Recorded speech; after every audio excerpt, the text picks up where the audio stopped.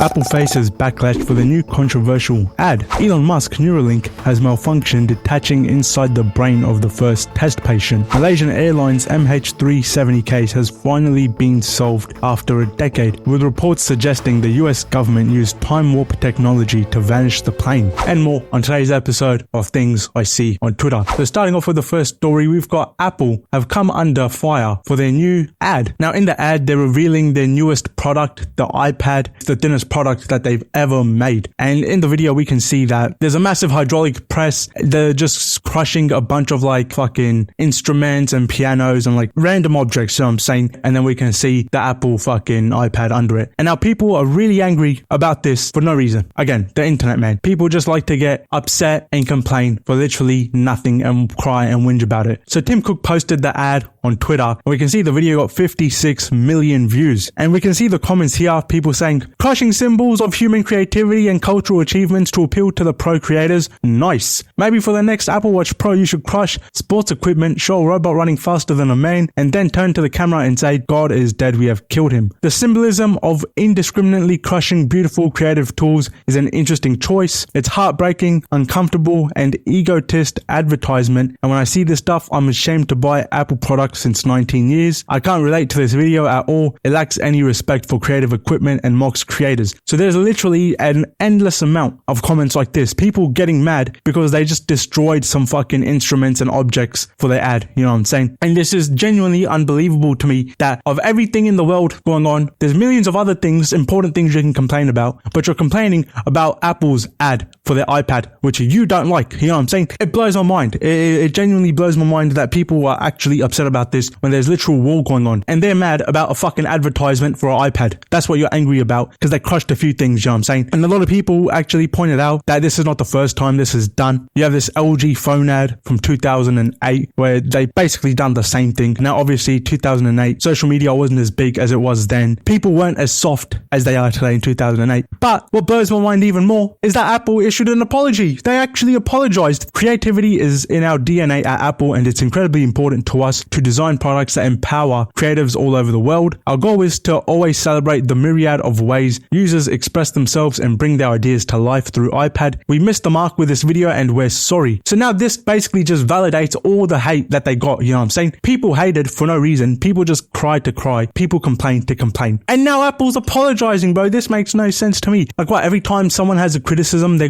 gonna just sit there and apologize? Now you're letting these people win. And I get it, Apple's like a massive brand and, you know, it's not a good look for them, I guess, that people are complaining. Like, I don't see nothing wrong with this ad, you know what I'm saying? I don't see anything wrong with this ad. And now Apple have basically justified this by sitting here and apologizing. You know what I'm saying? They've justified people's needless, pointless crying by apologizing. You know what I'm saying? Now people are just going to sit there and cry even more from now on. And what are Apple going to do? Apologize every single time? Makes no sense to me. I can't believe that they apologized. But moving on, we have Elon Musk and Neuralink. The Neuralink has malfunctioned inside the first recipient's brain. So we can see that there have been some articles released today. Elon Musk's Neuralink chip malfunction in first human brain implant after initial success showed patient playing video game with thoughts. So if you guys haven't seen the video, a few months ago, this patient who's a quadriplegic, like in a wheelchair, like his arms and legs and don't work, all he can do really is talk. He got the Neuralink and this guy was playing games on a computer just using his mind. And that went insanely viral and a lot of people were talking about it. It was the first test patient for the Neuralink, a successful trial run. After this, the guy's been living with it for like the last few months or whatever,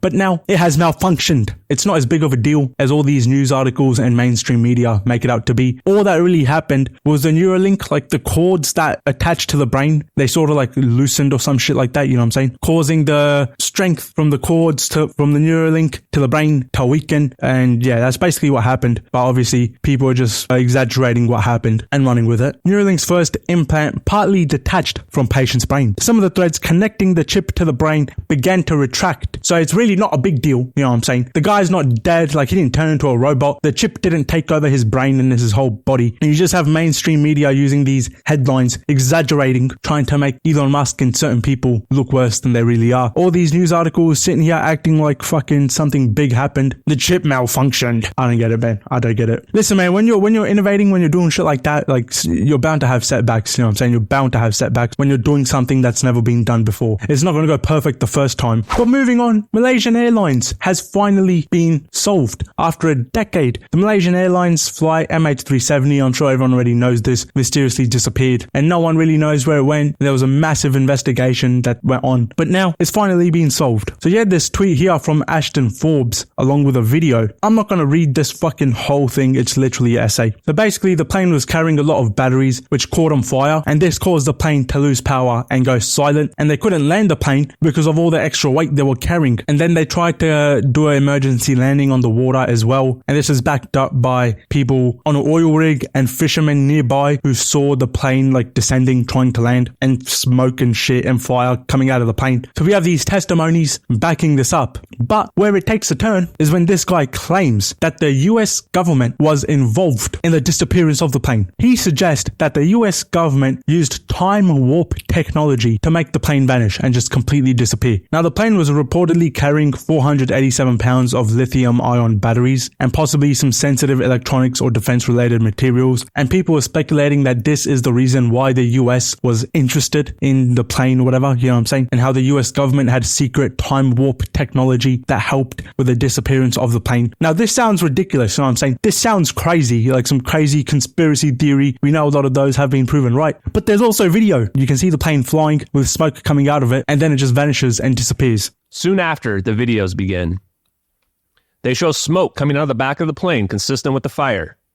The plane is descending in the videos consistent with an intercepted, Chinese-only reported communication that claims the plane was attempting an emergency landing and disintegrating. The plane's altitude is low in the videos, as proven by the cumulus clouds that only form between 1,000 and 5,000 feet, also consistent with the witness's sighting.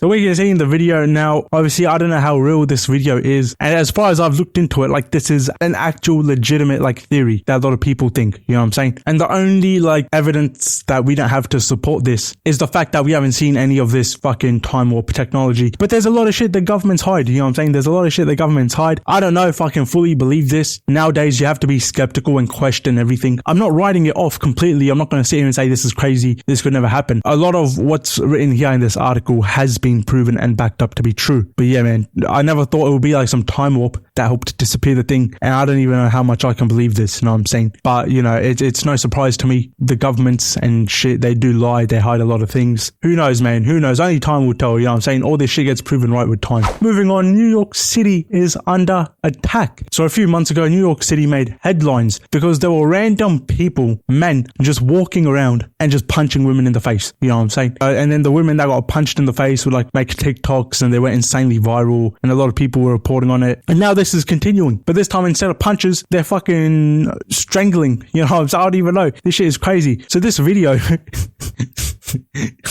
don't know why I'm laughing. Woman strangled by belt while getting dragged in between two cars where she was assaulted. This video posted online with little information beside it that it happened in New York. So we can see in the video like this woman is just walking down the road, and some guy walks up behind her with a fucking belt, like looped. Throws the bitch to the ground and just drags her behind the car, you know what I'm saying? He like robs her and shit pretty much. First you had people just walking in the streets of New York, punching random people in the face, and now you got this strangling going on, you know what I'm saying? I don't know what the fuck going on there, bro. I don't know what the fuck going on in New York City. As much as I like America, it's falling, man. It's falling. I wanted to move there when I was younger, but that's no longer going to be happening. I'm gonna just keep it real. America, all the major cities in America, LA, you have New York, San Francisco, they all seem to be declining. America's a nation in decline. Crime is running rampant. Drugs are running rampant. Fentanyl is running rampant in the country. You know what I'm saying? You've got this LBGTQ agenda running rampant. You know what I'm saying? There's crazy shit going on. Robbings, shootings, fucking squatters. So much crazy shit going on in America. And this is just another thing that's just, nothing's going to happen. You know what I'm saying? Nothing's going to happen. You have all this crime happening. And at the end of the day, these people pretty much just get away with it. It's fucked up to see. New York was my favorite city when I was younger as well. You know what I'm saying? I always wanted to go when I was younger. Spider-Man and that. Shout out. That's my guy. Tobey Maguire, the OG. On to a bit more lighthearted one. one, teens who were kicked out of an elite Catholic school for blackface were awarded $1 million by jury after proving it was just an acne mask. So we can see a picture of these three guys here with this acne mask on the face. Look, this is just fucking crazy to me. You know what I'm saying? This is crazy to me. My first question when I saw this was, why the fuck do you have three guys shirtless taking a picture together wearing an acne mask? You know what I'm saying? That is just some sus behavior right there, bro. Imagine like you're hanging out with the boys and someone goes, oh boys, we should put on an acne mask. You know, like who the fuck does that shit? I don't know a single guy that does shit like that. You know what I'm saying? And we have some more details on this here. The photo was actually of the teens wearing a green acne mask during a sleepover. So this happened during a sleepover, man, which makes it even more suspicious. You're having a sleepover with your three friends, you're shirtless and you're putting on acne masks. Like, that's fucking weird, man. I can't be the only one that thought this was weird. You know what I'm saying? I tried looking in the comments and I don't see a single person asking the real questions, doing the real investigations as to why there's three guys together, shirtless, putting on acne masks. You know what I'm saying? Who the fuck does that shit? That's some weird shit, bro. Their parents need to be worried about that shit, man. What the fuck? Three guys just wearing an acne mask. So on last episode, we covered Vitaly and Bradley Martin catching a pedophile on a live stream who turned out to be a Hollywood director. Now, there's been articles about him trying to cover it up. So we can see the day it happened, on the 8th of May 2024, the day he got caught on live stream, there was an article about him. Herschel Weingrod's financial success to a multi-millionaire screenwriter on 8th of May 2024. You know what I'm saying? And then there's another one. Herschel Weingrod, net worth. Who is this? Herschel Weingrod, 8th of May 2024, the very day the live stream happened and he got caught. Another article, multifaceted writer and producer Herschel Weingrod has net worth in millions, 8th of May 2024. So we can see that this